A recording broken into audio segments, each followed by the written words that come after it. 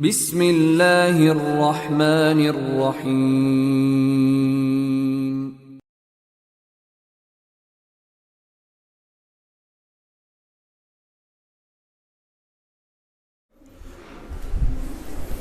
Bismillahirrahmanirrahim. Assalamualaikum warahmatullahi wabarakatuh.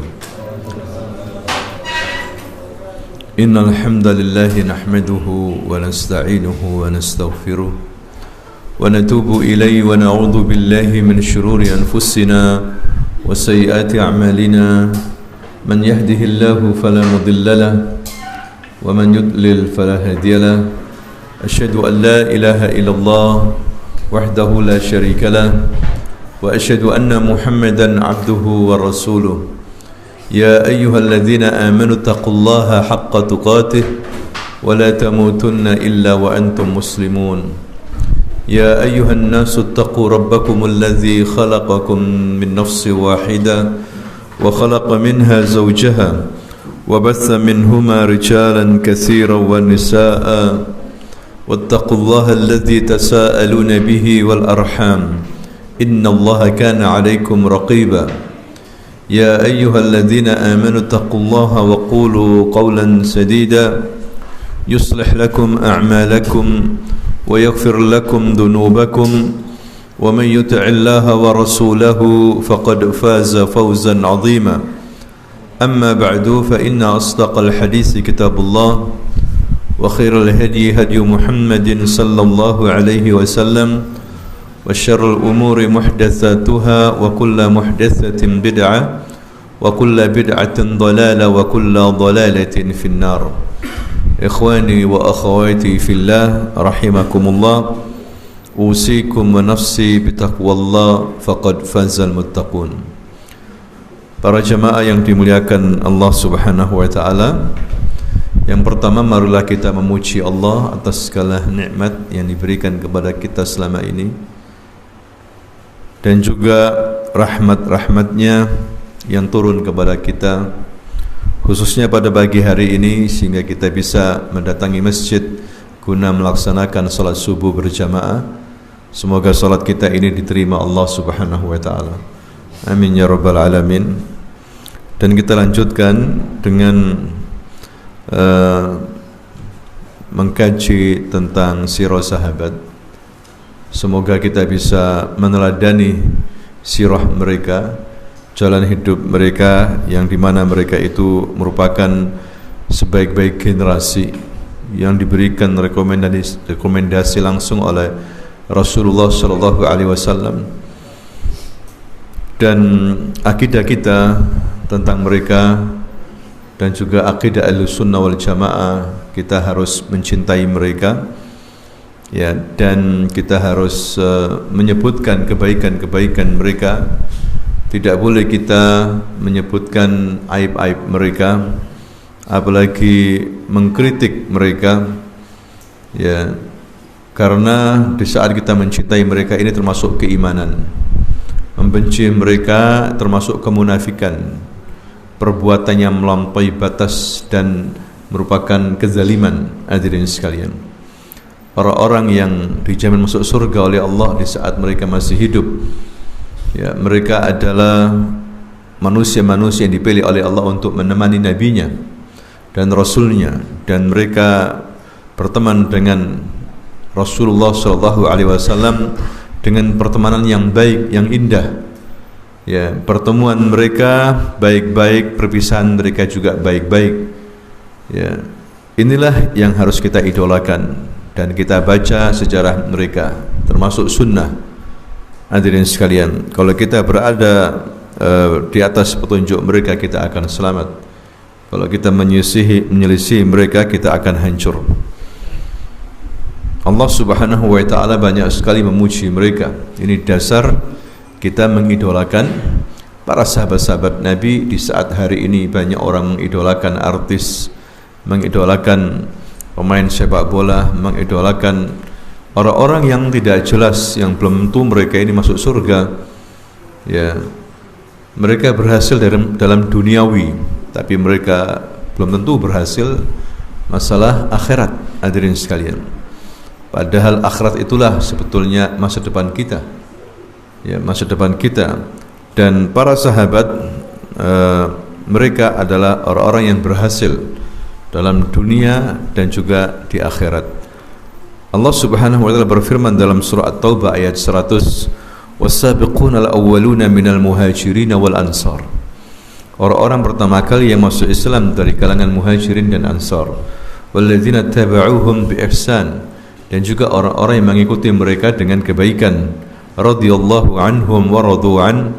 Mereka mendapatkan ridha dari Allah dan juga mereka ridha kepada Allah Subhanahu wa taala. Wa a'adda lahum jannatin tajri tahtaha al-anhar, dan Allah telah siapkan bagi mereka surga yang mengalir di bawahnya sungai-sungai, khalidina fiha abada, dan mereka kekal di dalamnya. Dzalikal fawzul azim, dan itulah suatu kemenangan yang sangat besar. Ya, ini dasar yang kuat hadirin sekalian, bahwasanya sahabat-sahabat Nabi dari kalangan muhajirin dan ansar, mereka adalah penghuni-penghuni surga. Ya, begitu juga dikuatkan oleh Nabi dalam hadis riwayat Bukhari, khairun nas qarni, sebaik-baik manusia adalah generasiku. Summa alladhina yalunahum, dan kemudian generasi berikutnya, summa alladhina yalunahum, dan generasi berikutnya lagi, yaitu tabi'ut tabi'in. Ya, inilah 3 generasi yang dikatakan khairun nas, khairul qurun, sebaik-baik generasi yang kita dalam memahami Islam disuruh mengikuti mereka. Ya, mereka orang-orang sederhana, mereka orang-orang yang jujur, ikhlas, ya, dan mengamalkan syariat Islam ini. Mereka mati dalam keyakinannya, tapi keyakinan yang benar. Hadirin sekalian, kita hidup ini harus punya keyakinan. Ya, bahkan kita siap mengorbankan harta kita, jiwa kita demi keyakinan kita. Ya, tapi keyakinan yang benar. Banyak orang menjadi korban-korban keyakinan. Ya, sahabat Nabi menjadi korban-korban keyakinan. Mereka gugur di medan jihad sebagai korban keyakinan. Ya, tidak ada masalah. Mereka gugur, mereka mati. Hadirin sekalian, kematian itu mudah sekali bagi manusia. Sakit, mati. Kena pandemi, mati. Perang, mati. Karena itu lazim. Kita sebagai makhluk harus mengalami sebuah kematian. Ya, cepat maupun lambat. Cuma beda matinya orang yang beriman dengan matinya orang yang tidak beriman. Ya, matinya para sahabat Nabi dengan matinya musuh-musuhnya itu beda. Ya, orang yang tidak beriman, ya, dia akan menempati posisi yang terburuk. Ya, diazab di kuburannya dan juga diazab di neraka jahanam. Sedangkan orang yang mati dalam keyakinan yang benar, maka dia akan mendapatkan surga Allah Subhanahu wa taala. Ya. Ada waktu itu dalam sejarah di Aidit, ya, tokoh yang menjadi pelaku utama pemberontakan di negara kita ini. Ya, pemimpin partai komunis, ya, lama bertahun-tahun dicari, ketangkap di Solo. Setelah menumpahkan darah orang-orang yang baik di negeri ini, hadirin sekalian, umat Islam, para tokoh, ya, akhirnya ketahuan juga, ditangkap dia, dibawa ke Boyolali, dieksekusi mati. Ya, di hadapan juru tembak. Sebelum dia ditembak, dia mengatakan hidup partai komunis, baru kemudian ditembak mati. Ya, dia menjadi korban keyakinan, tapi keyakinan yang salah. Ya, keyakinan komunisme, kekufuran, hadirin sekalian, mengeluarkan seseorang dari agama Islam ini. Kalau dia meyakini komunisme, ateisme, liberalisme, isme-isme yang menyesatkan itu. Ada tokoh preman, ya, mengajak orang-orang untuk minum khamr. Ya, di akhir kehidupannya ketika dia sakit parah, dia bicara sama gengnya. Dia mengatakan, kita teruskan perjuangan kita. Perjuangan minum khamr. Mati juga akhirnya. Tidak ada yang ngubur kecuali teman-temannya itu. Ya, di kerandanya ditulis, ya, untuk menantang orang-orang itu. Mari kita teruskan perjuangan kita. Jadi mereka ini menjadi kurban-kurban keyakinan, tapi keyakinan yang apa? Yang salah. Ya, jangan sampai kita seperti itu, kita siap menjadi kurban-kurban keyakinan, tapi keyakinan yang benar, karena setiap orang yang berkeyakinan akan dimintai pertanggungjawaban oleh Allah Subhanahu wa taala. Anda bermadhab, Anda bermanhaj, benar enggak ini manhajnya? Ya, nahnu muhasabun, kita semuanya akan dihisab oleh Allah Subhanahu wa taala. Hadirin sekalian, telah banyak dari kaum muslimin, terutama para sahabat Bilal bin Rabah, kemudian Khabbab bin Nard, mereka orang-orang miskin yang kemudian disiksa ketika masuk Islam, bahkan sebagian mereka dibantai, sahabat-sahabat Nabi dibantai, ya, menjadi korban keyakinan. Para mujahidin yang mati syahid, mereka mati, hadirin sekalian, menjadi korban keyakinan mereka, tapi keyakinan yang benar, ya, iman mantap di hati, tauhid yang kita bawa, maka insyaallah kita akan sukses, ya, ketika kita menemui Allah Subhanahu wa taala. Sebagaimana ada dulu Hulam itu anak, ya, berusia 9 tahun ke bawah, itu namanya Hulam. Ya, namanya Pak Hulam. Diceritakan dalam hadis Muslim, dia itu bisa mengobati orang yang sakit, ya, menyembuhkan orang yang buta. Bukan dia mengobati, yang menyembuhkan, tapi dia dengan doanya dikabulkan sama Allah Subhanahu wa taala. Ya, tapi dengan syarat orang-orang itu diajak masuk Islam dulu, menyembah Allah.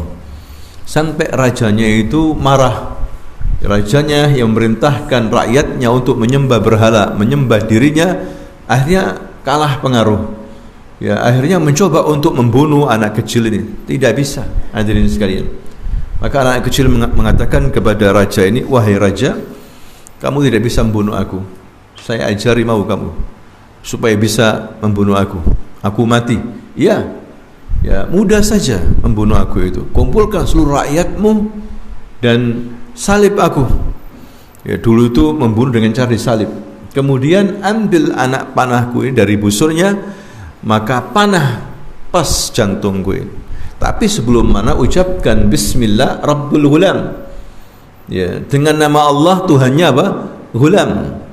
Maka dikumpulkan sama raja rakyatnya, dan disitulah dia memanah anak ini. Sebelum memanah dia mengucapkan Bismillah Rabbul Ghulam, dengan nama Allah Tuhannya apa? Ghulam. Akhirnya mancep itu anak panah di dadanya, matilah dia. Mudah mati anak kecil ini, hadirin sekalian. Tapi dia punya jasa besar, mati di atas keyakinannya, mati tetap mengucapkan kalimatul haq. Ini yang dikatakan oleh Syekhul Islam Ibnu Taimiyah min afdhalil jihad, seutama-utama jihad, kalimatul haqqi inda sultanin ja'ir. Jadi anak ini bukan bunuh diri, tapi mati syahid dia, mati syahid.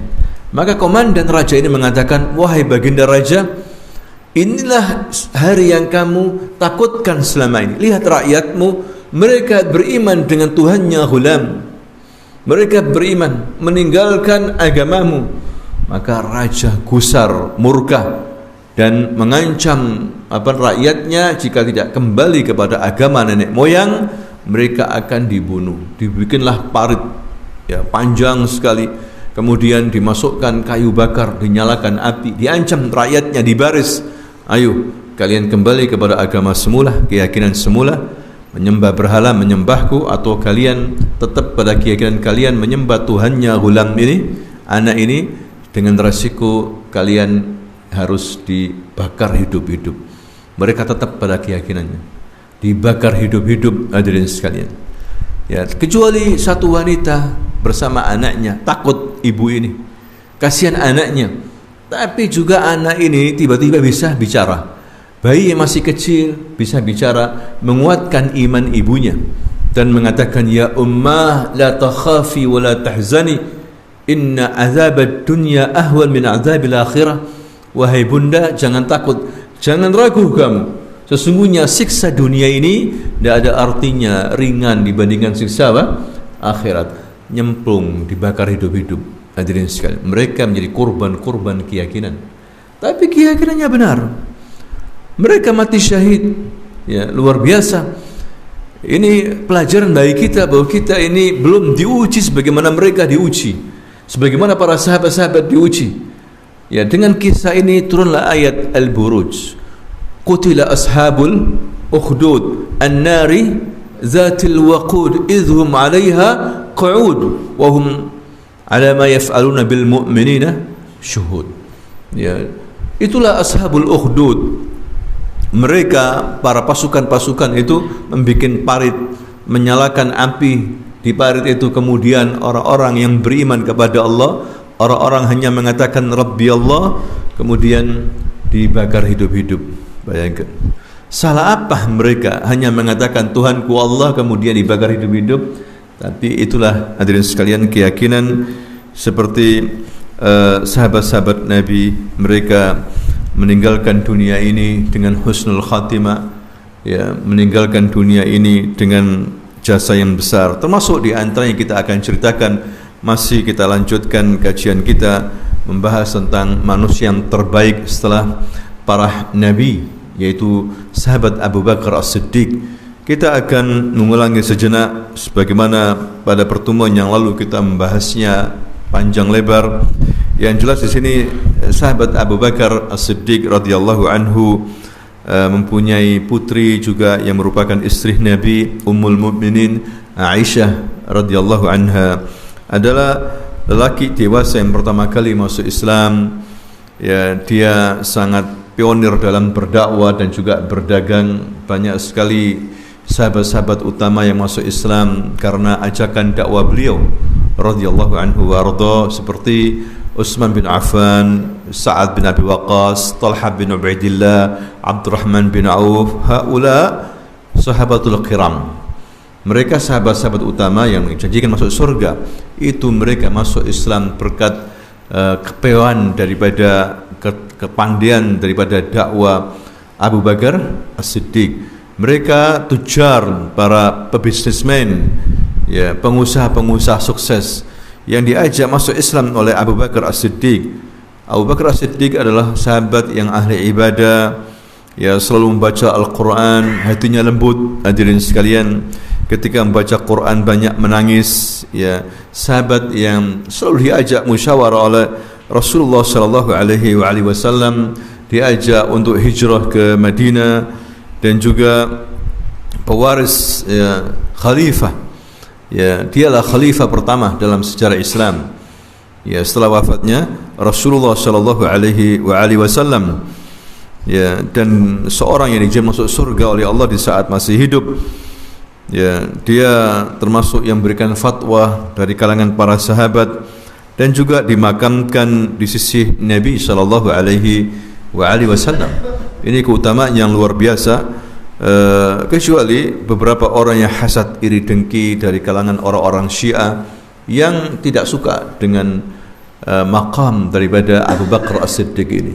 Dituduh bahwa dia pengkhianat, ya, mencaplok kekuasaannya Ali, dan ucapan-ucapan dusta yang mereka akan siap berhadapan dengan Allah dan mempertanggungjawabkan ucapan-ucapan mereka, pengkafiran terhadap para sahabat-sahabat Nabi, terutama sahabat-sahabat utama seperti Abu Bakar ini, hadirin sekalian.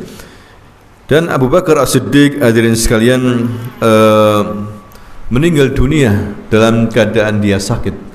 Ya, pemerintahannya hanya berlaku 2 tahun lebih, tapi dalam masa yang singkat itu dia luar biasa, ya, mempunyai jasa besar, termasuk mengumpulkan mushaf-mushaf yang masih berserakan di pelepah-pelepah kurma, di kayu-kayu, ya, dikumpulkan kemudian ditulis di mushaf. Ini terjadi pertama kali di zaman sahabat-sahabat Nabi, terutama ketika perang Yamamah, ya, melawan Nabi palsu Musailamah Al-Kadzdzab. Banyak para penghafal Quran itu meninggal dunia. Maka atas usul daripada beberapa sahabat, termasuk juga Umar bin Khattab, akhirnya Abu Bakar menyetujui, walaupun belum pernah dilakukan oleh oleh Nabi. Hadirin sekalian, begitu berat rasanya waktu itu. Ya, maka Abu Bakar menyetujui hal ini karena termasuk kebaikan. Ya, dan sunnahnya Khulafa ar-Rasyidin menjadi sebagai patokan.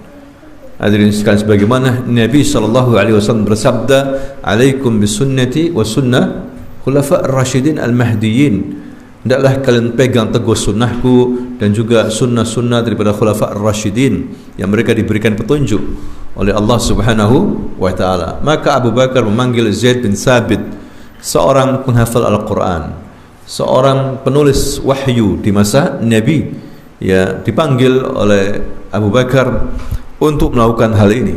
Zaid bin Thabit mengatakan, "Wallahi, ya, jika ditimpahkan kepadaku gunung, ya, itu lebih berat, ya, menurutku untuk melakukan hal ini daripada gunung yang besar itu." Hadirin sekalian, maka dipanggil semuanya para penghafal Quran oleh Zaid bin Thabit, kemudian dicatat semuanya hafalan para sahabat sampai lengkap dan diridhoi semuanya oleh para sahabat. Inilah jasa besar Abu Bakar As-Siddiq, sehingga kita bisa sampai sekarang ini membaca Quran di mushaf. Hadirin sekalian, ya, ini berkat jasa beliau yang luar biasa. Kemudian jasa beliau juga, hadirin sekalian, meyakinkan umat Islam saat lagi bingung ketika wafatnya Nabi Muhammad SAW, termasuk Umar bin Khattab. Ya, begitu bingung-bingungnya Umar, tidak percaya kalau Nabi ini sudah meninggal dunia. Menurut dia, Umar ini, Nabi ini, hadirin sekalian, dipanggil sama Allah sebagaimana Nabi Musa pernah dipanggil sama Allah selama 40 hari, nanti akan balik lagi. Umar marah besar, siapapun yang mengatakan Rasulullah wafat, ya, diancam seperti itu. Ya, disitulah Abu Bakar datang dan masuk rumah Aisyah, karena Rasulullah itu meninggal di rumahnya Aisyah. Maka dicium wajah Rasulullah. Abu Bakar menangis dan sedih dan mengatakan, "Ya Rasulullah, innaka tibta hayyan wa mayyita." Wahai Rasulullah, sungguhnya kamu itu baik wangi di saat hidup maupun di saat mati. Abu Bakar faham kalau sahabatnya ini, utusan Allah ini, sudah mati. Maka dia keluar, ya, menuju orang-orang yang lagi berkumpul sedih mereka. Umar teriak-teriak mengancam dengan pedangnya, maka dibiarkan selesai bicara. Maka Abu Bakar mengatakan, "Ya Umar, biarkan aku berbicara." Maka disitulah dia mengatakan, "Wa man kana ya'budullah wa man kana ya'budu Muhammadan fa inna Muhammadan qad mat wa man kana ya'budullah fa inna Allaha hayyun la yamut." Ini perkataan dia yang terkenal, ditulis oleh para ahli tarikh hingga sekarang ini. Barang siapa yang menyembah Muhammad, maka Muhammad hari ini mati. Ya, masa seseorang menyembah Tuhannya mati? Wa man kana ya'budullah fa inna Allaha hayyun la yamut. Barang siapa yang menyembah Allah, maka Allah itu hidup dan tidak akan pernah mati. Sadar Umar. Hadirin sekalian, ini luar biasa jasa Abu Bakar As-Siddiq radhiyallahu anhu wa arda. Dia berhak untuk dipanggil oleh Allah melalui 8 pintu surga. Ya, dia diizinkan oleh Allah untuk memasuki surga melalui 8 pintu surga. Ya, termasuk Abu Bakar As-Siddiq, ya, yang mengeluarkan uangnya di jalan Allah Subhanahu wa taala di saat manusia kikir. Dia mengeluarkan hartanya, ya, habis hartanya untuk menolong agama Allah Subhanahu wa taala. Ya, dia memadukan antara iman dan juga amal. Ya, bukti iman, banyak bersedekah, ya, untuk memperjuangkan agama Allah Subhanahu wa taala. Kemudian juga ada serba-serbi dalam kehidupan Abu Bakar, hadirin sekalian, yaitu peristiwa bersejarah. Ya, kita tidak mampu untuk menceritakan sejarah Abu Bakar.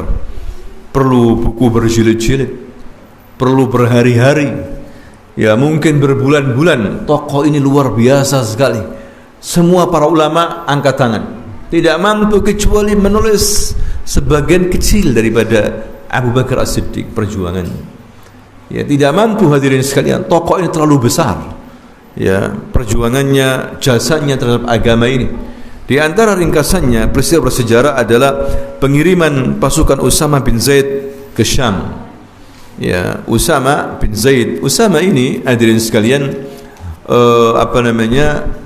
sangat dicintai oleh Nabi SAW. Begitu juga ayahnya. Ya, ayahnya dulu budak yang dibebaskan oleh Nabi dan diasuh oleh Nabi, punya anak namanya Usama. Ya, ketika zaman Rasulullah SAW, di saat Rasul mau wafat, Usama ini dijadikan sebagai pemimpin. Ini menunjukkan pandainya Nabi untuk regenerasi, pentingnya regenerasi. Ya, pada waktu itu ada Khalid bin Walid, ya, pada waktu itu ada Umar bin Khattab, tapi yang dipilih Usama, masih muda, belasan tahun usianya, untuk perang melawan orang Romawi yang mengancam Madinah saat itu. Mereka mempersiapkan ratusan ribu pasukan. Disitulah kemudian Rasulullah mengirim pasukan Usama bin Zaid, ya, sebelum wafatnya. Ketika dalam perjalanan ini belum berbuat apa-apa sebetulnya, terdengar bahwasanya Rasulullah wafat, maka balik pasukan Usama. Hadirin sekalian, nah selesai urusan pemakaman Nabi, maka Abu Bakar tetap menjalankan misi ini. Ditentang oleh para sahabat termasuk Umar, ya, jangan mengirimkan pasukan Madinah dalam kondisi lemah secara ekonomi dan juga keamanan. Kita pertahankan dulu ibu kota ini, ya. Tapi Abu Bakar bersikeras, demi Allah aku tidak akan melepaskan ikatan yang telah dibuat oleh Rasulullah, walaupun burung menyambar kami, walaupun binatang buas mengepung sekeliling Madinah, ya, walaupun anjing-anjing berlari dengan menyeret kaki-kaki ummahatul mu'minin, istri-istri Nabi, tetap aku akan berangkatkan pasukan Usama. Hadirin sekalian, ini keyakinan. Hidup ini harus punya keyakinan. Kalau kita sudah mendapatkan hidayah sunnah, yakini ini dengan baik, ya, walaupun fitnah melanda, Anda di atas sunnah. Dan begitulah memang kita akan diuji oleh Allah Subhanahu wa taala. Sebagaimana Rasulullah sallallahu alaihi wasallam mengatakan dalam hadis yang sahih, sayati 'ala an-nasi zamanun al-qabdu 'ala dinihi qal-qabdu 'ala al-jamr. Akan datang suatu masa di mana orang berpegang teguh dengan agamanya seperti berpegang teguh dengan apa? Bara api. Hada har, panas. Mau enggak mau Anda harus pegang walaupun sakit tangan ini, kena panas bara api. Pegang, diuji kita ini. Ya, masalahnya kuat enggak keyakinan kita ini?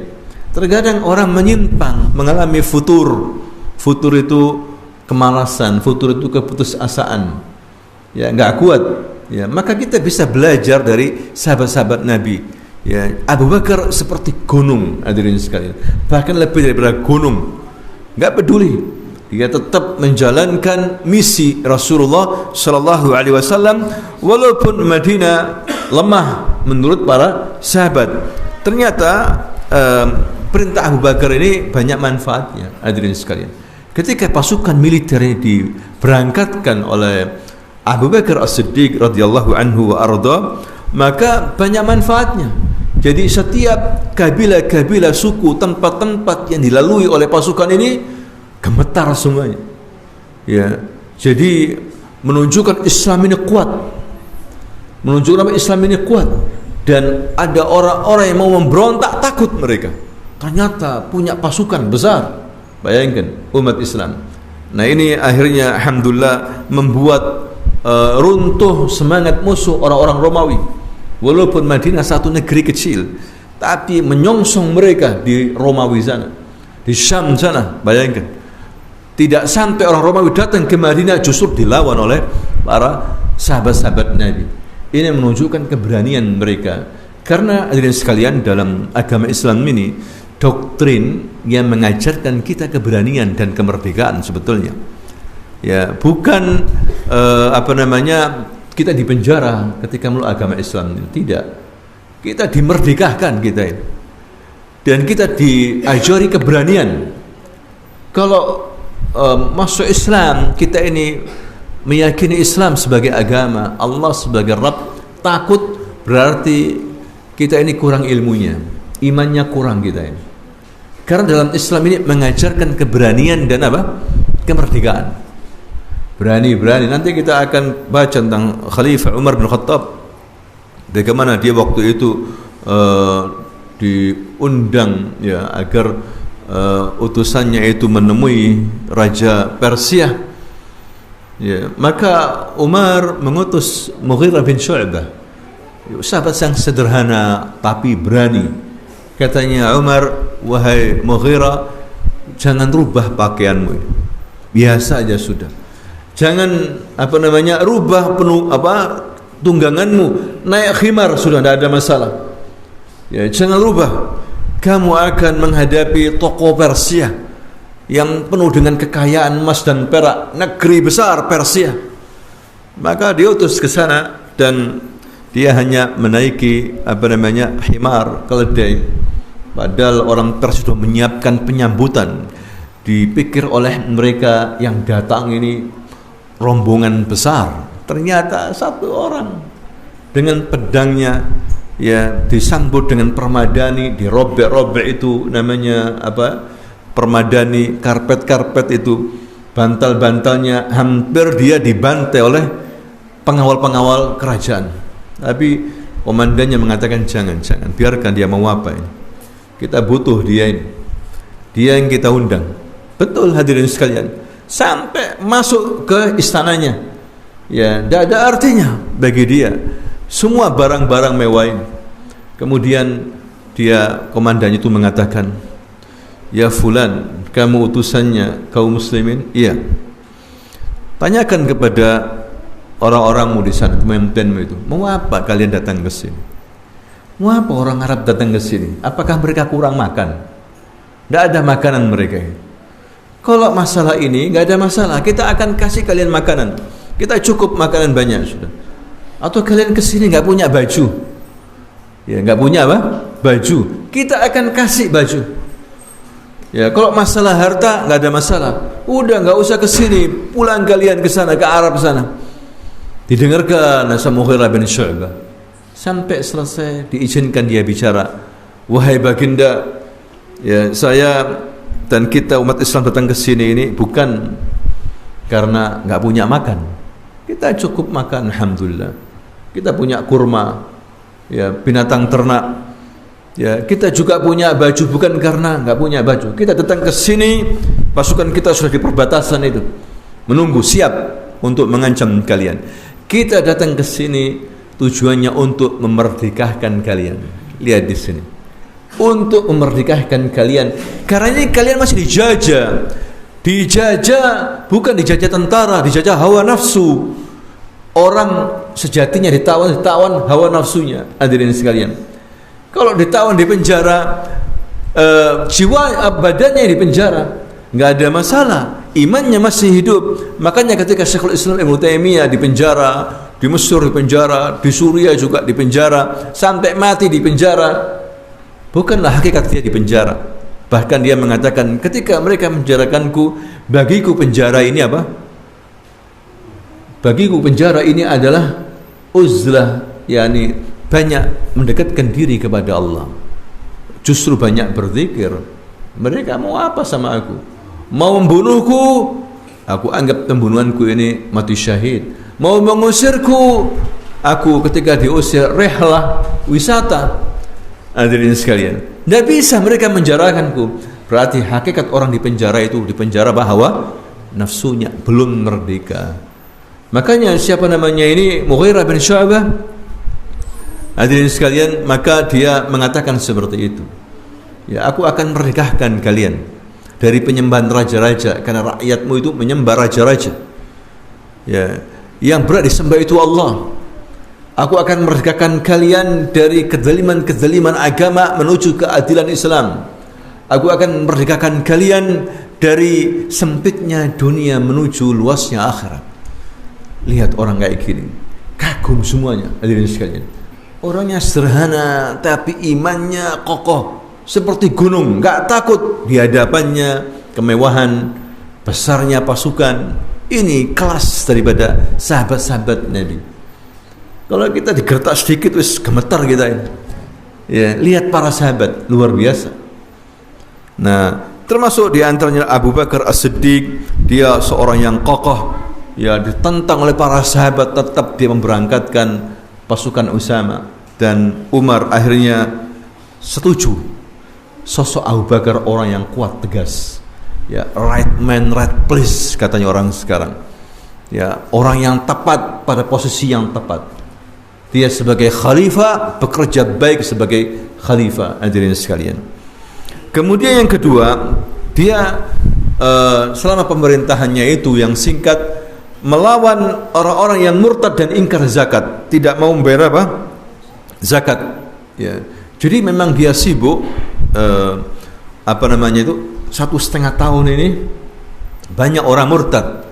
Ya, mulai mengancam orang Yahudi, orang Nasrani mulai bergerak ketika Rasul wafat ini. Dipikir ketika Rasul wafat kekuatan umat Islam lemah. Hadirin sekalian, kesempatan ini ya orang pura-pura jadi nabi palsu. Ya, dan yang biasanya orang-orang kaya memberikan zakat ke Rasulullah, ke Baitul Mal, enggak dikasihkan zakatnya. Mereka menganggap bahwa zakat itu hanya pada zaman Nabi saja. Nabi mati enggak ada zakat. Ya. Ini pada zaman Abu Bakar diselesaikan sama Abu Bakar pemberontakan ini cuma 1,5 tahun. Beres. Karena orang yang bertakwa. Coba kita punya negeri ini banyak pemberontakan bertahun-tahun di Papua ini enggak selesai. Enggak selesai. Hadirin sekalian. Maka kita tiru Abu Bakar ini. Bagaimana caranya? Ya. Ketika orang itu bertakwa akan dibantu sama Allah Subhanahu wa taala. Sehingga dikatakan di sini Abu Bakar bertekad menyerang golongan orang yang murtad, ya, dan juga orang-orang yang enggan mengeluarkan zakatnya. Ya, tidak peduli dia walaupun ditentang, hadirin sekalian. Sampai Umar bin Khattab mengatakan, "Ya Abu Bakar, sabar dulu, ya. Orang yang tidak membayar zakat itu dinasihati. Kemudian jangan diperangi karena bagaimanapun dia punya la ilaha illallah." Katanya siapa ini? Umar bin Khattab. Jangan perangi dulu. La, katanya Abu Bakar. Aku akan perangi. Ya, aku akan perangi mereka. Umar membacakan hadis Nabi, hadirin sekalian. Bukankah Nabi pernah berkata, ya Abu Bakar, ya Khalifah, umirtu an uqatilan nas hatta yaqulu la ilaha illallah wa anna Muhammadan Rasulullah, fa idza qalu dzalika asamu minni dima'ahum wa amwalahum illa bihaqqiha. Aku diperintahkan untuk memerangi manusia sampai mereka mengucapkan la ilaha illallah dan menyatakan bahwa Muhammad adalah Rasulullah. Kalau mereka sudah melakukan ini, mengucapkan ini, maka terpelihara dariku darah-darah mereka. Tidak kita bunuh mereka, tidak kita perangi, dan kita jaga harta-harta mereka. Bukankah ini hadis perkataan Rasulullah, ya Khalifah, ya Abu Bakar? Ya, maka katanya Abu Bakar, hadirin sekalian, demi Allah, seandainya dulu mereka memberikan anak kambing sebagai zakatnya di zaman Nabi, atau memberikan setali onta di zaman Nabi sebagai zakatnya, zamanku sekarang ini tidak memberikan, tidak mengeluarkan, aku akan perangi mereka. Karena apa? Karena zakat termasuk hak harta, dan aku akan perangi mereka yang membedakan antara zakat dan salat, yang tidak mengeluarkan zakat, yang tidak, aku akan perangi mereka. Ya, inilah hadirin sekalian, baru Umar sadar bahwa apa yang dilakukan oleh Abu Bakar itu memang benar adanya. Nah, inilah luar biasa Abu Bakar As-Siddiq, ya, karena banyak orang Arab murtad, hadirin sekalian, di zaman Nabi, dan juga para suku-suku, ya, ada kabilah Asad dan Quraidah yang dipimpin oleh Tulaiha Al-Asadi, ada penduduk Kinda, ya, kemudian juga ada penduduk Mudhij, ya, dan juga ada pemimpin yang ngaku Nabi, ada namanya Al-Aswad Al-Ansi, ya, ada juga dari Bani Hanifah di daerah Riyadh sana, ya, tempatnya Abu Hanifah, ya, sukunya, dan juga dipimpin oleh Musailamah sang pendusta ini, Al-Kadzab, dan juga dari Bani Salim pimpinan Al-Fujaa, dan juga mulai sebagian dari Bani Tamim juga ingin memberontak. Bayangkan, disertai dengan seorang wanita namanya As-Sijah At-Taghlibiyah yang mengaku sebagai nabi palsu, ya, mengaku sebagai nabi. perempuan, walaupun terakhirnya dia insaf. Ada yang mengatakan insaf. Ya, wallahu alam. Ini yang terjadi pada khilafah Abu Bakar As-Siddiq, seorang Nabi, dan ini terus akan ada.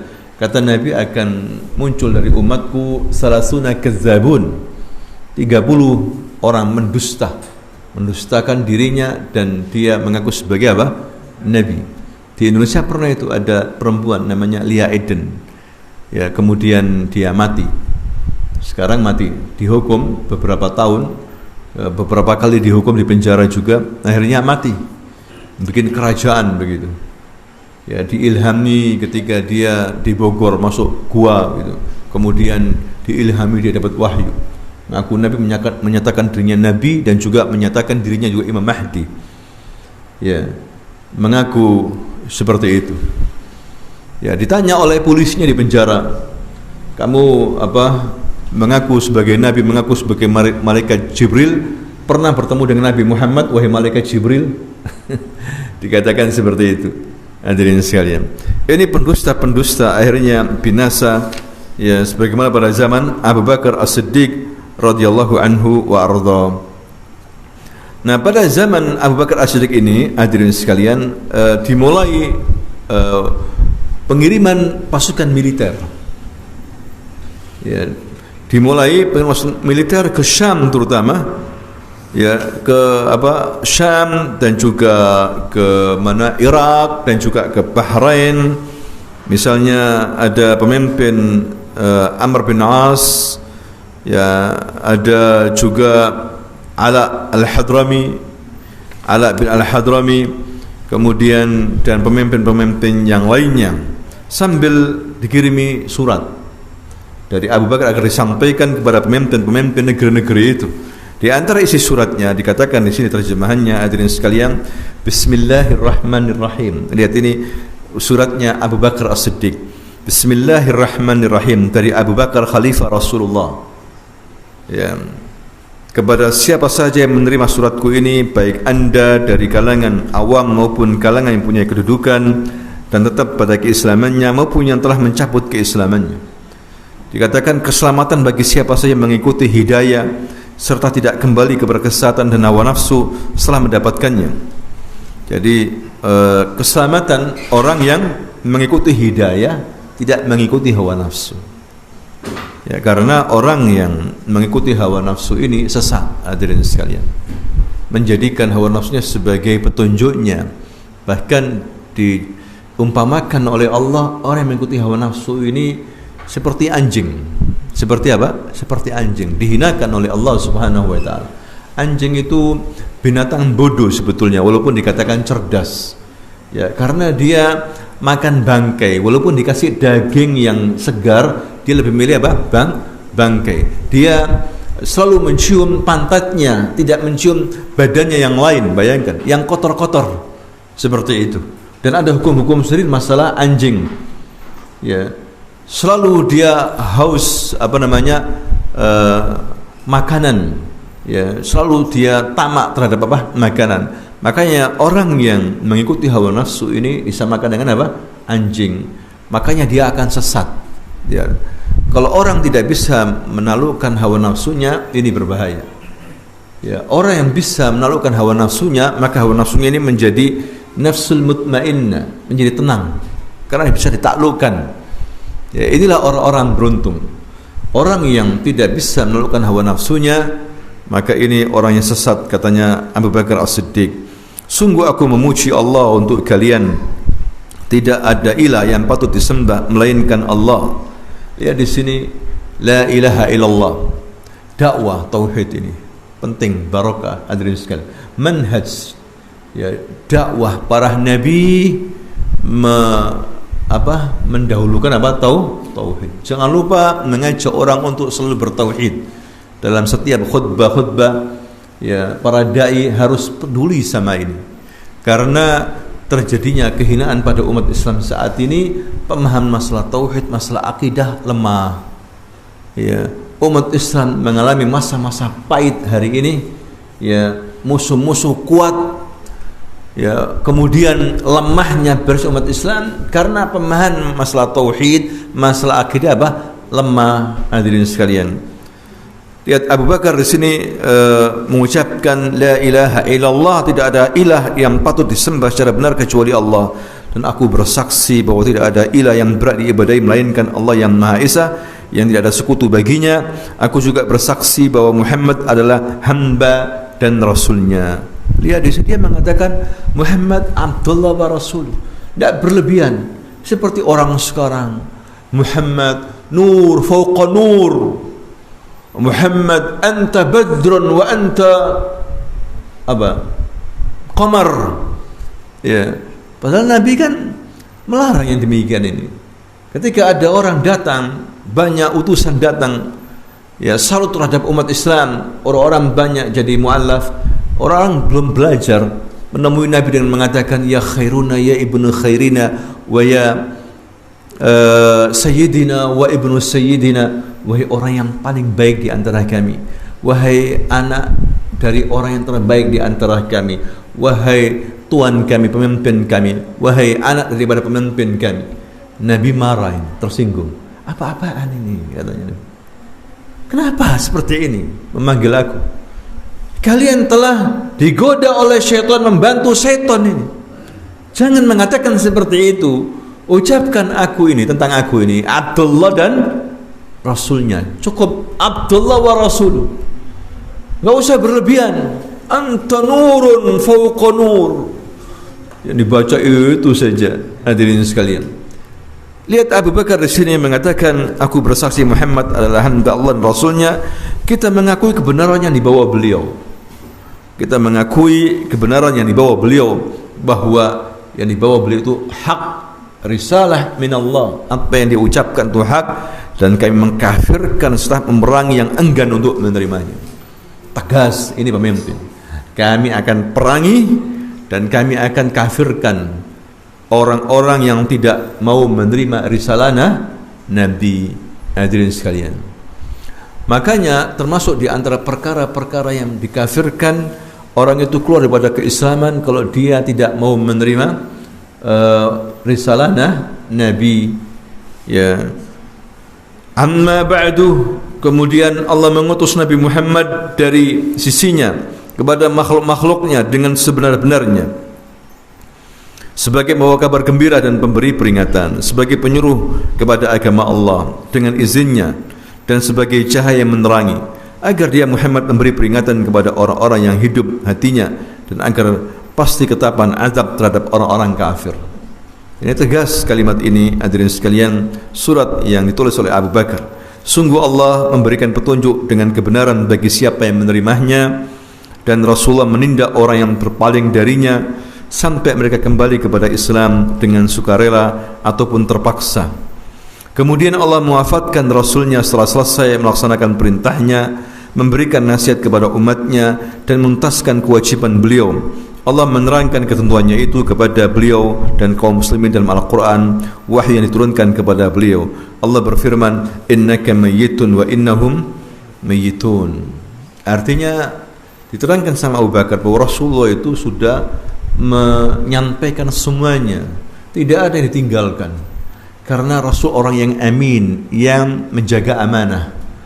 Rasul tidak berkhianat, ya, dan menasihati umatnya. Begitu banyak nasihat-nasihatnya, begitu banyak para ulama menulis wasiat-wasiat Rasulullah, dan sudah diterjemahkan dalam bahasa Indonesia. Banyak wasiat-wasiat Rasulullah, menunjukkan Rasul kita ini sangat peduli sama umatnya. Ya, tidak ada sesuatu yang membawa kepada surga kecuali diberitahu oleh Nabi. Tidak ada sesuatu yang membahayakan sehingga menjerumuskan ke neraka kecuali Rasul sudah menasihati umatnya. Jangan ini, jangan begini, jangan begini. Itulah Rasulullah SAW. Kemudian setelah itu dia mati. Selesai, sudah sempurna risalah, dipanggil sama Allah. Mati. Ya, bukan dia hidup, mati. Innaka mayyitun wa innahum mayyitun. Kamu ya Muhammad mati, mereka juga mati. Ya, ini hadirin sekalian, bahwa kematian harus pada manusia, cepat maupun lambat. Makanya kita harus persiapkan bekal ini. Udah nggak usah banyak main-main sekarang ini. Kita ini dari mulai kecil sampai sekarang main terus. Nah, kapan seriusnya? Guyon terus. Sampai pengajian disuruh guyon. Apa ini kono guyon serius terus. Terus pingin main-main. Mulai kecil sampai sekarang kita banyak main-main. Masa serius sebentar aja tidak mau. Masalah agama guyon terus. Ya, iseng-iseng terus. Hadirin sekalian, ini maksudnya bahwa kita di dunia ini maksudnya sebentar. Ya, jadi mari kita bawa bekal di dunia ini dengan ketakwaan. Ya, wa tazawwadu fa inna khairaz zadid taqwa. Berbekallah kalian. Allah sudah mengingatkan, bekal banyak, min salatin wa zakatin wa dzikrin wa qira'atu qur'anin wa silaturahim, ya, wa ta'allumu fi majlisul ilm. Apalagi kebaikan-kebaikan banyak sekali, pintu kebaikan ini banyak sekali, hadirin sekalian. Jadi mari kita gunakan. Kalau anda malas salat malam, baca Quran. Ya, baca Quran malas, zikir. Zikir. Kalau anda bangun malam malas semuanya, zikir, mengucapkan subhanallah walhamdulillah wala ilaha illallah wallahu akbar wala haula wala quwata illa billah Allahumma ighfirli. Ya, seperti itu, perbanyak membaca salawat dan salam. Kalau kamu baca salawat dan salam, keinginanmu akan dipenuhi. Dikasih rezeki dari arah yang tidak disangka-sangka. Ya, baca istighfar, astaghfirullah wa atubu ilaih. Banyak zikir, wa dzakarallahu katsiran. Ciri orang yang beriman banyak berzikir kepada Allah dengan zikir yang banyak, bukan sedikit. Disebutkan zikir yang apa? Banyak. Ya, alladzina yadhkuruna Allaha qiyaman wa qu'uda. Orang-orang yang berzikir dengan zikir yang banyak di saat berdiri, saat duduk zikir. Ya, banyak orang ini meninggalkan kesempatan ini. Kalam katsir, banyak ngomong ke sana kemari, mafi zikir. Bahkan digantikan dengan apa? HP, terus bawa HP. Hadirin sekalian, yang orang punya fulus banyak, kekayaan banyak, jarang pegang HP. Ya, seperti itu. Allah juga berfirman di sini, wa ma ja'alna li basharin min qablikal khuld afa in mitta fahumul khalidun. Ya, dan apa namanya, kami tidak menjadikan hidup abadi bagi seseorang manusia sebelum engkau Muhammad, maka jika engkau wafat apakah mereka akan kekal? Ya, tidak akan ada manusia yang kekal, hadirin sekalian, pasti dia akan mengalami kematian. Nabi mengatakan tidak ada orang di muka bumi ini, di bawah langit ini, ya, 100 tahun kecuali dia akan mati. Kecuali dia akan apa? Mati. Kalau ada yang lebih sedikit, tak banyak. Itu pun tidak apa? Banyak. Kemudian juga dalam hadis Nabi, inna a'mar ummati baina 60 wa 70. Sesungguhnya umur umatku itu antara berapa? 60-70 tahun. Harus mati. Kita kurang berapa tahun nih? Siap-siap, hadirin sekalian. Qasir. Kehidupan dunia ini singkat saja.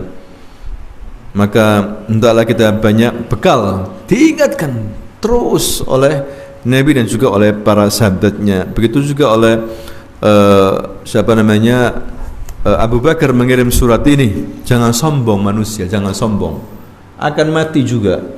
Ya, seperti itu. Kemudian juga dibawakan firman Allah oleh Abu Bakar dalam surah Ali Imran ayat 144, wa ma Muhammadun illa rasul. Tidaklah Muhammad itu kecuali seorang rasul. Qad khalat min qablihi ar-rusul. Telah berlalu juga rasul-rasul sebelumnya. Afa in mata aw qutilan qalabtum ala aqabikum. Apakah kalau dia mati, kalian akan kembali kepada jahiliyah, murtad lagi? Ya, seperti itu. Wa may yanqalib ala aqibai fala yadurullaha syai'a. Barang siapa yang berbalik ke belakang, jahiliyah lagi, murtad lagi, maka tidak akan merugikan Allah sedikit pun. Cahaya Allah sedikit tidak akan berkurang. Kerajaan Allah tidak akan berkurang. Kalau semua dunia ini murtad, tidak ada masalah. Kita enggak sedih fulan murtad, tidak aneh. Hadirin sekalian, silakan Ya, dia akan bertanggung jawab dirinya sendiri kalau apa murtad. Tidak ada masalah. Diumumkan membuat umat Islam gelisah, lah kita enggak gelisah. Ya, hidayah jelas, ya ancaman Allah jelas, la iqraha fid din, tidak ada paksaan dalam apa? Agama. Ya, tapi kalau orang masuk Islam murtad, hidup dalam apa namanya itu komunitas umat Islam, dalam hukum Islam, dipanggil, dinasihati, nggak langsung dihukum, nasihati, diajak kembali, dinasihati, dakwai, nggak mau pancung hukumnya, dibunuh. Ya, apa namanya itu, wa man baddala dinahu faqtuluh, kata Nabi. Kalau dia mengganti agama, bunuh. Tapi eksekusi ini dari pengadilan, dari pemerintah. Kenapa orang yang murtad harus dibunuh? Karena ini penting. Kalau enggak, ini ibarat kanker, penyakit yang merusak tubuh umat Islam nanti. Hadirin sekalian, suruh bunuh. Ya, kalau dia misalnya lolos, murtad lolos, kembali lagi kepada Islam, ya silakan, dibolehkan dengan taubat yang benar, dikasih kesempatan lagi oleh Islam. Hadirin sekalian, tapi kemurtadan ini adalah kekafiran yang paling jelas, yang paling besar. Murtad itu, ya, menunjukkan kebodohan orang ketika murtad itu. Ya, dikatakan di sini seperti itu, hadirin sekalian, dan inilah yang dibacakan oleh Abu Bakar ketika manusia tidak faham kalau Rasul sudah wafat. Sampai Umar mengatakan, seakan-akan aku baru mendengar ayat ini. Ya, wa sayazillahu syakirin, dan Allah akan tetap membalas orang-orang yang bersyukur dengan hidayah Allah. Dia senang. Terkadang diuji. Kita ini diberikan nikmat yang paling besar, agama Islam ini, hadirin sekalian, oleh Allah Subhanahu wa taala, ya, melebihi yang lainnya. Enggak ada artinya walaupun seseorang itu hidup pas-pasan, yang penting Islam, mati dalam jalan Islam. Karena kita akan tinggalkan dunia ini. Ya. Sedangkan rezeki itu macam-macam pemberian dari Allah Subhanahu wa taala. Ada yang banyak, ada yang pertengahan, ada, bukan menunjukkan orang itu mulia dengan harta. Yang membuat mulia itu apa? Iman, takwa, kesalehan ini. Ya, makanya memang orang suka dengan harta. Ya, jangankan kita, para sahabat itu iri dengan orang-orang kaya. Suatu hari Abu Dzar dan teman-temannya miskin ini bertanya, "Ya Rasulullah, dhahaba ahli dusur bil ujur." Orang-orang kaya ya Rasulullah, pergi mereka dengan pahala yang banyak karena mereka punya harta bin sedekah. Wa nahnu ya Rasul, kita enggak punya apa-apa ya Rasul. Itu menunjukkan apa? Mereka suka apa? Harta banyak. Hadirin sekalian, cuma pada zaman Nabi orang-orang kaya itu banyak bersedekah. Di zaman Nabi itu luar biasa mereka itu. Sampai Abu Bakar, ya, dia memberikan seluruh hartanya untuk membekali perang Jaisul Usrah, perang Tabuk. Itu Abu Bakar, dia pengusaha, diinfakkan seluruh hartanya. Hadirin sekalian. Terus Nabi mengatakan, "Loh, terus untuk keluargamu bagaimana? Untuk istrimu, untuk anak-anakmu?" "Aku tinggalkan untuk Allah. Aku tinggalkan mereka kepada Allah," maksudnya. Ya, kalau imannya kuat gak ada masalah, hadirin sekalian. Kalau imannya gak kuat, minta-minta di jalan. Kan begitu ya. Kalau imannya sekuat Abu Bakar, imannya sekuat putrinya Aisyah, ya zain itu bagus. Tapi kalau nggak kuat jangan, separuh aja atau sepertiga aja. Ya, karena Nabi juga menasihati sahabatnya, engkau tinggalkan anak istrimu dalam keadaan mantu itu lebih baik daripada minta-minta nanti. Ya, menasihati siapa ini? Sa'ad bin Abi Waqqas. Nah, ini masalah harta. Tapi diingatkan oleh Nabi bahwasanya harta itu, dunia seisinya itu lebih buruk daripada bangkai kambing yang cacat ya. Dunia ini lebih buruk daripada apa? Bangkai. Maka jangan banggakan dunia. Banyak orang bangga dunia, banggakan mobilnya, banggakan bisnisnya, banggakan bajunya di hadapan orang lain. Ini lebih buruk daripada apa? Bangkai. Kenapa? Disyarah oleh para ulama tentang hadis Nabi ini. Kan Nabi waktu itu jalan ke pasar, ada bangkai kambing yang kupingnya cacat ya, lepas, bangkai sudah mati. Ditarik sama Nabi, diangkat. Wahai para sahabat, maukah kalian beli ini? Ya Rasul, bangkai. Ya sudah 1 dirham aja. 1 dirham ya Rasulullah. Kami enggak mau. Ya sudah, gratis saja sudah. Enggak mau ya Rasulullah, sudah bangkai. Tahu kamu, dunia lebih buruk daripada bangkai. Kenapa? Kalau bangkai orang enggak mau. Ya selesai sudah, enggak mau dari bau bangkai ini. Tapi dunia dikejar terus sama apa? Manusia. Seperti itu. Bukan berarti kita tidak mau menerima kekayaan. Ya. Orang Muslim yang kaya, yang kuat lebih disukai sama Allah. Kalau dia beriman, dengan kekayaan itu dia banyak beribadah, banyak membantu, tentunya ini lebih baik. Kemudian juga di sini Abu Bakar meneruskan, maka siapa saja yang menyembah Muhammad, sungguh dia wafat. Sedangkan siapa yang menyembah Allah, sungguh dia maha hidup dan tidak akan mati, tidak lupa, tidak tidur, selalu menjaga urusannya dan pasti menuntut balas kepada musuh-musuhnya. Aku berwasiat kepada kalian agar bertakwa kepada Allah. Ambillah bagian dan hak kalian dari apa-apa yang dibawa oleh Nabi kalian, dan hiduplah kalian dengan berpedoman kepada petunjuk beliau. Berpegang teguhlah dengan agama Allah, karena siapa saja yang tidak diberi petunjuk olehnya adalah orang-orang tersesat, dan siapa saja yang tidak ditolong olehnya adalah orang-orang yang terhina. Adapun siapa saja yang diberikan petunjuk oleh selainnya, dialah orang yang tersesat. Ya. Allah Subhanahu wa taala berfirman, "Wa tara asy-syamsa idza tala'at tazawaru an kahfihim dzatal yamini wa idza gharabat taqriduhum dzatal shimal wa hum fi fajwatin min. Dzalika min ayatillah, man yahdillahu fahuwal muhtad wa man yudlil falan tajid lahu waliyan mursyida."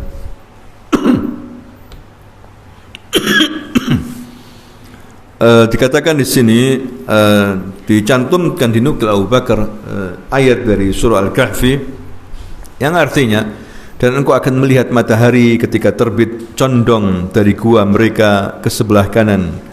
Apabila matahari itu terbenam menjauh mereka ke sebelah kiri, sedangkan mereka berada dalam tempat yang luas dalam gua. Itulah sebagian dari tanda-tanda kebesaran Allah. Barang siapa yang diberikan petunjuk oleh Allah, maka dialah yang mendapatkan petunjuk, dan barang siapa yang disesatkannya, maka engkau tidak akan mendapatkan orang penolong yang dapat memberikan petunjuk kepadanya. Jadi Abu Bakar ini mengingatkan manusia tentang kisah Ashabul Kahf, kelompok anak muda yang jumlahnya sekian-sekian. Ya, pendapat yang kuat tidak ada yang tahu jumlahnya kecuali Allah. Sedangkan orang yang mengatakan 8 atau 9 rajman bil ghaib. Rajman bil ghaib, apa itu rajman bil ghaib? Hanya mengira-ngira. Ya, hanya mengira-ngira. Yang tahu hanya Allah Subhanahu wa ta'ala. Ada yang mengatakan 10, 11 sama anjingnya atau sebagainya. Rajman bil ghaib. Kita serahkan kepada Allah, jangan mengira-ngira. Mereka ini anak-anak muda beriman kepada Allah, masyarakatnya kufur. Ya, mau hari raya besar mereka menyembah berhala, mereka melarikan diri sebelum ditangkap. Ya, masuk gua ditidurkan sama Allah ratusan tahun. Hadirin sekalian, dijaga badannya oleh Allah Subhanahu wa ta'ala, tidak mati. Ya, tidak kaku, dijaga, dibalak-balikkan sama Allah Subhanahu wa ta'ala, dimasukkan sinar matahari secara tidak langsung, membuat badannya itu awet. Ini semua kekuasaan Allah.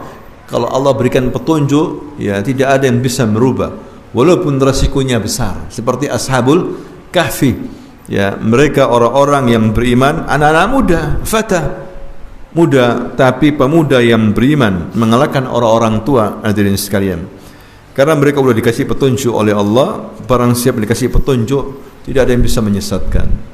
Sebaliknya kalau orang disesatkan, tidak ada yang bisa memberikan petunjuk. Seperti itu.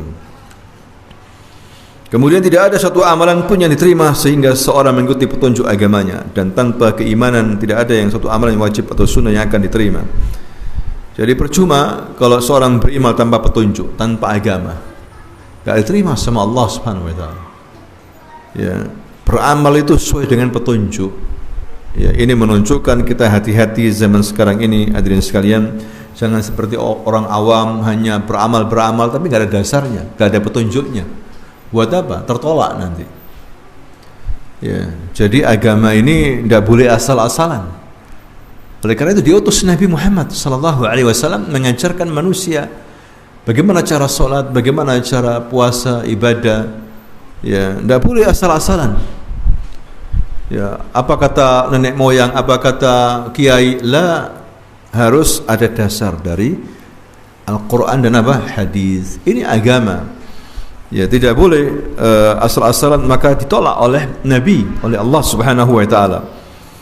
Aku menerima kabar tentang murtadnya beberapa golongan di antara kalian dari Islam setelah dia mengakui dan mengamalkan ajaran-ajarannya, karena mereka telah salah dalam memahami ketentuan Allah, bodoh terhadap perintahnya, dan lebih memenuhi bisikan syaitan.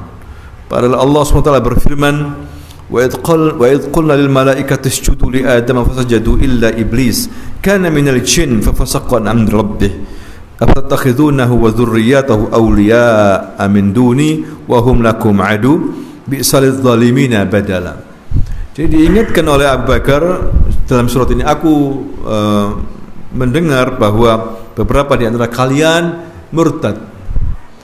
Ya, kenapa murtad? Karena tidak mengamalkan ajaran Islam, bodoh terhadap perintah Allah, dan memenuhi bisikan apa? Setan. Ya, sehingga apa? Murtad. Hadirin sekalian, diingatkan tentang ayat Allah ini, surah Al-Kahfi ayat apa? 50. Sudah siang ini. Taib, nanti kita akan teruskan kalau memang sudah waktunya selesai. Tinggal tanya jawab, kalau ada yang bertanya kami persilahkan. Ya, jangan buru-buru, tenang saja. Ya, silahkan kalau ada yang bertanya, teman-teman, yang perlu didiskusikan sebelum kita tutup. Ya. Kita diingatkan di sini oleh Abu Bakar, selalu kita berada di atas petunjuk dalam beragama. Jangan kita ikut-ikutan orang, tahun baru ikut ke sana ke sini, ikut-ikutan. Ya, ini disamakan orang yang mengikuti hawa nafsu ini sama Allah seperti apa?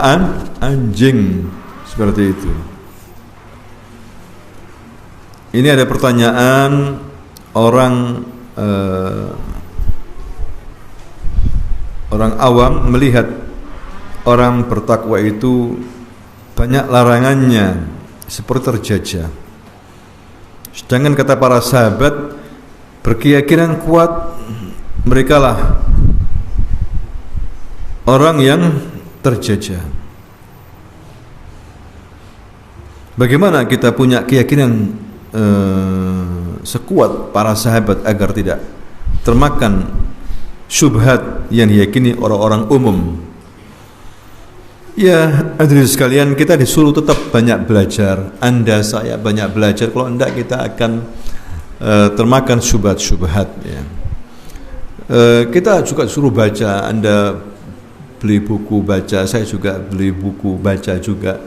Ya, membaca fatwa-fatwa para ulama. Kalau ada waktu-waktu kosong, ya terkadang perlu waktu sampai 2 jam, ya 1 jam. Hampir setiap hari kita harus apa? Baca. Bahkan sampai 3 jam. Ya, kalau enggak kita bodoh nanti, termakan oleh syubhat-syubhat. Sekarang ini banyak orang-orang memberikan apa? Syubhat. Ya, orang-orang liberal, orang-orang pluralis, orang-orang sekularis, ahli bid'ah memberikan kita syubhat-syubhat, terutama syubhat pemikiran, ya akidah yang menyimpang. Bahwa semua agama itu sama. Semuanya kita ini menyembah Allah, walaupun dengan apa perbedaan yang banyak, ujung-ujungnya semuanya ingin masuk surga. Jangan menganggap satu agama itu yang paling benar. Bisa jadi agama lain juga ada benarnya. Ya, karena kebenaran itu relatif. Ya, ini merusak, bahaya ini. Ya, sehingga orang-orang Muslim yang awam mengikuti pemikiran ini. Ya, itu yang terjadi, memberikan selamat kepada agama lain di hari raya mereka, mengikuti acara hari raya mereka, Ya, ini keyakinan pluralisme agama yang tersebar di dunia, hadirin sekalian, tidak hanya di Indonesia. Di Arab pun banyak keyakinan seperti ini. Ustadz Firanda mempunyai buku bagus, ya, menjawab tentang syubhat orang-orang liberalis itu, bagus ya. Bisa dibeli di Shopee, bisa juga seperti itu. Tebal bukunya, ya, itu bagus dibaca, luar biasa. Kita bisa memahami syubhat-syubhat itu dan jawab oleh beliau. Yahfadhullah. Jadi hadirin sekalian, banyak sekali syubhat-syubhat, ya, pernah terjadi pada zaman Nabi juga, karena memang orang awam, ada orang masuk Islam, kelompok masuk Islam, mereka bersyahadat, dan mereka pulang. Setelah pulang, mereka mendapatkan rezeki dari Allah, sehingga kebun-kebun mereka mengeluarkan buah. Begitu juga ternak mereka semakin banyak. Mereka meyakini Islam ini luar biasa. Dengan masuk Islam kita ini bertambah kaya. Luar biasa, senang mereka. Ridha kepada Allah Subhanahu wa taala. Tapi suatu hari diuji oleh Allah dengan kemiskinan. Bangkrut mereka, hadirin sekalian. Ya, enggak panen lagi. Binatang mereka banyak yang mati, sehingga mereka mengatakan, kok Islam seperti gini? Justru tambah miskin kita ini.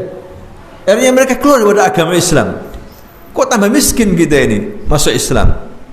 Nah, ini Allah mengatakan, wa minan nasi may ya'budullah al-harf. Sebagian manusia itu beribadah kepada Allah di pinggiran-pinggiran saja. Jadi mereka masuk Islam, beribadah kepada Allah, pingin fulus, ujung-ujungnya itu pingin apa? Fulus. Kalau ada fulus, ada uang, ada kekayaan, senang mereka. Tapi kalau nggak ada uang, menyalahkan Islam. Agama apa ini? Masuk Islam tambah melarat, bukan tambah apa? Kaya. Ngikuti syariat tambah melarat. Ya, sampai seperti itu. Ini bahaya ini, karena awamnya dia. Kita yakinkan, ya akhi, kita masuk Islam ini beribadah kepada Allah, pingin masuk surga, bukan pingin dapat apa? Uang. Ya, seperti itu. Kita pingin masuk surga. Surga lebih dari segala daripada dunia ini. Gak ada artinya dunia ini dibandingkan dengan akhirat. Tempat senjata yang dipakai oleh orang mujahidin di surga, tempatnya saja ini lebih mahal daripada dunia, daripada seisinya. Bayangkan, debu yang menempel di kakinya seorang mujahid lebih baik dari dunia dan seisinya. Menunjukkan dunia ini gak ada artinya. Jadi kita ini memeluk agama Islam, hadirin sekalian, beribadah kepada Allah bukan mencari dunia, tapi ingin masuk apa? Surga. Itu yang harus kita pahami di sini. Ya, jadi bagi orang yang bertakwa seperti sahabat-sahabat Nabi, justru mereka merdeka, berani. Ya, berani. Orang yang belajar agama itu berani. Gak usah jauh-jauh para sahabat. Kita punya pemimpin Jenderal Sudirman itu, Masya Allah, ahli sholah. Ya, bayangkan Soekarno sudah menyerah di Jogja saat itu dalam sejarah sama Belanda. Menyerah, angkat bendera putih, tapi Jenderal Sudirman ini tidak mau menyerah. Ditulis oleh Profesor Hamka, dia itu punya badan setengah mati, setengah hidup sudah. Paru-parunya sudah sakit, ya, jantungnya, tapi dia tidak menyerah. Bayangkan, dia sakit dipandu, dia bergerilya keluar hutan sana, masuk hutan sini, terus dia berjihad, dicari besar-besaran sama tentara Belanda, tetap dia melawan. Bayangkan, Jenderal apa? Sudirman. Kenapa seperti itu, hadirin sekalian? Karena dia yakin ini, dia punya keyakinan, dia harus memerdekakan manusia dari penjajahan.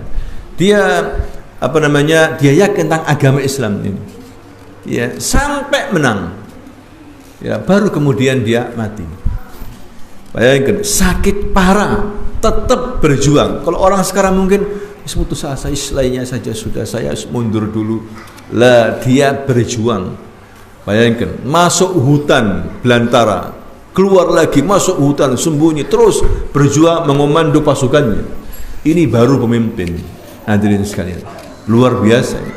Ya, jadi dengan agama Islam itu kita justru berani dan merasa merdeka.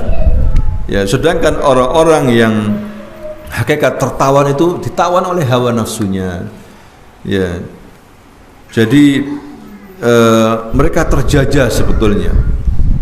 Seperti itu. Jadi kalau kita punya keyakinan sekuat para sahabat, ya banyak baca sejarah para sahabat.